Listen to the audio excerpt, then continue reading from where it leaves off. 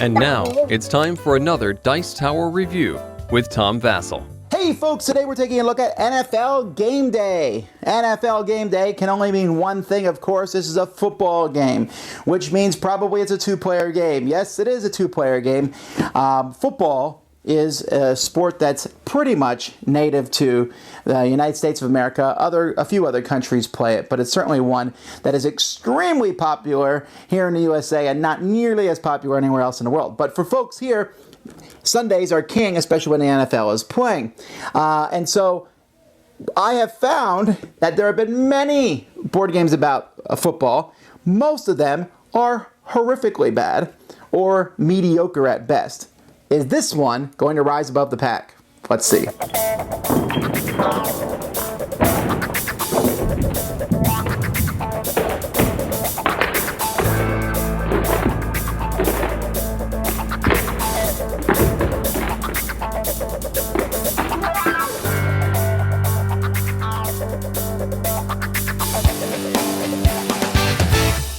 Now I'm going to assume that if you're watching this review, you know about the rules of American football. You can see here the board, which shows a football field, and the board is magnetic. So you have a football that snaps on the board, and you can move it along, and then you have a first down marker on this. And so what you're going to be doing is you're going to be playing. You'll keep score of both teams. They might be hard to see in the video, but there are clear discs here to keep score, and you also have a disc here to keep track of what down it is. There are three decks of cards that come in the game: the special teams, defense, and offense. So you decide who's going to be the offense and the defense at the beginning of the game. You will turn over a special teams card to show what happens when the kickoff. So for example, here to kick off, the offense is going to start in their own 20-yard line. Which seems to be a lot of these cards. Here you start your own 50-yard line. That was kind of a lucky one, but usually it's going to be 20. And here, you can even score a touchdown. It's just totally random as to where you start. But then the randomness changes a little bit. Each player is going to draw a handful of 5 cards. Now the offense has 5 different kinds of cards in their deck. They have pass, screen pass, play action, run, and run draw. Those are the 5 different cards, but that doesn't mean those are the 5 cards you'll get. So for example, a completely random one here. Look, I got all passes. That's what I'm stuck with. The defensive will have 5 of these different things. They have zone blitz, fumble, penalty flag, pass defense, all-out blitz, run defense, and interception. So what will happen is both players will pick a card from their hand and play it. So let's say the offensive plays a 10-yard pass, and the defensive plays a penalty flag. So what will happen here is we will compare them.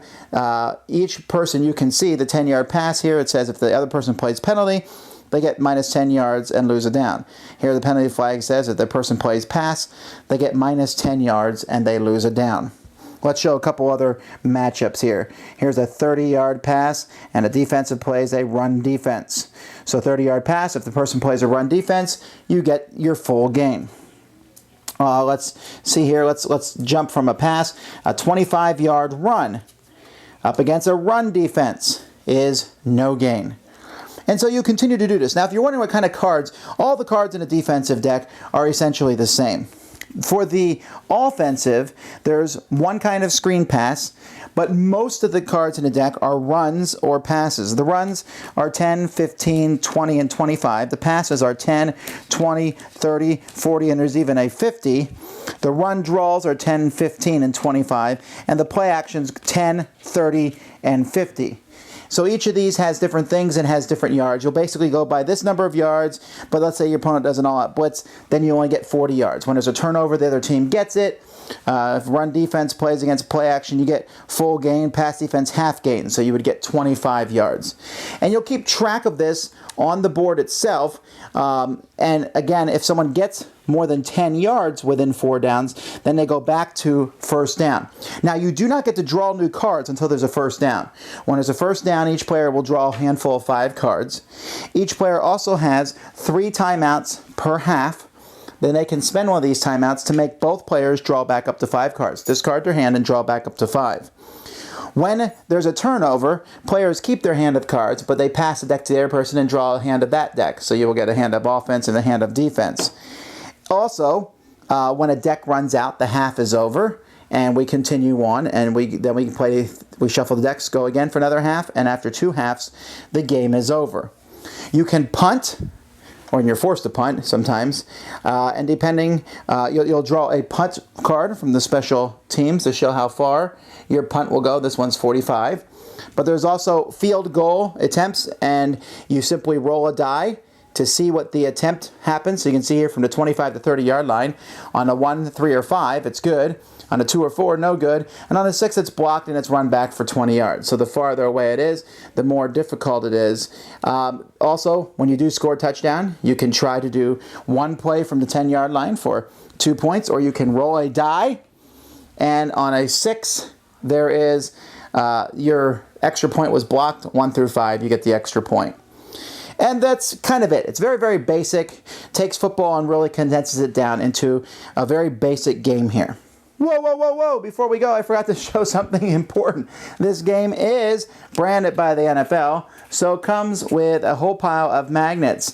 So you can be the lousy Seahawks against the awful 49ers, or the terrible Lions against the idiotic Packers. I'm trying to offend as many viewers as possible. But let's find some teams here that we like. No, definitely no. Maybe. Where are the good teams? Eagles, hooray! And then, of course, against the Miami Dolphins. Does this change anything about the game? No. Does any team have any advantage over another team? No. If you forget to put the magnets on, does it change the game at all? No. These are here for branding purposes and so that the game sells more copies.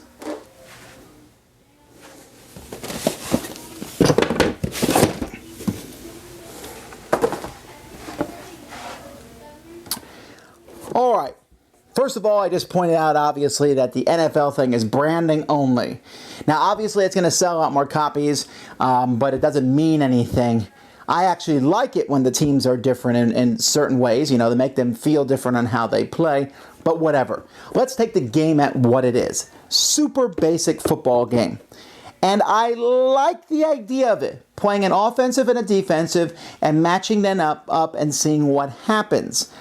But there's a couple fundamental problems with this game. Okay, first of all, and when I say these problems, they're not going to matter to a lot of people. I guess before I jump into these problems, I'll say on a very lucid, quick, easygoing game, phenomenal. This is exactly what you're looking for. Play football, game over. Yay! But here's the thing. Why am I keeping track of first, second, third, fourth down when the smallest offensive play, the smallest one is 10 yards. If you've ever watched football at all or know anything about football, you know that 10 yards is not the smallest play that happens on a down. There could be plays that are 1 yard, 2 yards, 3 yards. You are trying to get 10 yards in 4 downs. That's the whole point of the game. 50-yard, 30-yard passes, they happen, but you're not doing 30, 30, 30, 30, 30, 20, 30, 20, 10, 15, 30, 20. That's not how plays work. Now, you can do that, obviously, to simplify the game, and I have no problem with that, but then why keep track of downs? If you get a new down every time you go 10 yards, and 10 yards happens all the time. In this game, very rarely did someone ever have to punt. Very rarely. For you to be forced to punt means that the defensive player had to read your mind 3 times in a row. Usually, the turnovers happen because the card set turnovers. And that's my other problem with the game. The odds of this game are very skewed. Now, I don't need exact odds, but missing an extra point 1 out of 6 times, that doesn't happen. Having an interception happen like 7 or 8 times per half, that might happen on an occasional bad game, but it's certainly not going to happen here. And that's what I'm saying. I mean, these weird touchdown on a run back, that happens, and that's exciting when it happens in football. But it doesn't happen nearly to the case that it happens here. So I don't mind all that, I guess. You just got to go into the game knowing that this is football on a very abstracted level, and you're going to have high-scoring games in this. You really are. Now, the thing is, though, I can only really recommend this if you're looking for the branding part of this, if you want the NFL. See, I have a game on my shelves called First and Goal. First and Goal is a very similar game to this. In fact, they're very similar in the fact that in First and Goal, you also play an offensive card and a defensive card, and you see what happens. But when you see what happens, it tells you what dice to roll. Then you roll those dice, and that's how the play acts. And then you can even get expansions where each team has different dice. Wow. See, there, getting 13 yards is cool, especially when 14 is what you really want it. Here, getting 20, 30 yards, in first and goal, getting a 30-yard play is very exciting. Here it becomes ho-hum because it happens so very often. So, it's not a horrible game. You know, a football fan, you can buy this for them, and you can sit down and play it with them, and you'll have a good time, and they maybe will gripe about the same things I did. No one misses an extra point 1 out of 6 times. But if you just play it for a light, fun game, no problem. Okay? But if you're looking for something just a little bit more meaningful and a little bit more, I don't want to say realistic, because I've seen the realistic football games, and they're hard. But, I mean, they're just obtuse. But this one, it's good for what it is, but I think it could have been better, and I think that it's almost too simple. Thanks so much for watching the Dice Tower videos. Find more great videos and reviews, as well as our top-rated audio podcast at Dicetower.com. You can also find other great shows at Dicetowernetwork.com. I'm Eric Summerer, and you've been watching The Dice Tower. The Dice Tower is sponsored by Cool Stuff Inc., where you can find great games for great prices. Cool stuff in stock. Check them out at CoolStuffInc.com. Shut the door! There.